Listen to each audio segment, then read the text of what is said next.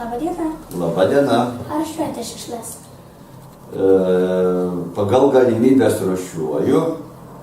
Jeigu, sakysim, kažkur tai yra konteineriai, atskiri stiklo, popieriaus, tai rūšiuojame. Bet jeigu nėra, kaip man šiuo metu sąlygų tokių nėra, konteineriai yra bendri, todėl ir nėra galimybių rūšiuoti. O kodėl jūs rūšiuojate?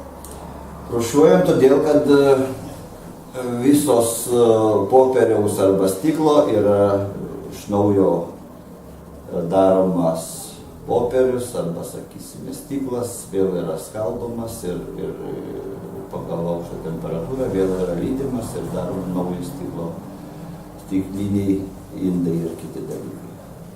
Ar galite prisistatyti? Galiu. Kupiškio rajono savivaldybės administracijos kultūros ir švietimo skyriaus vedėjo pavaduotojas Vytautas Knizikevičius. Ačiū. Prašom.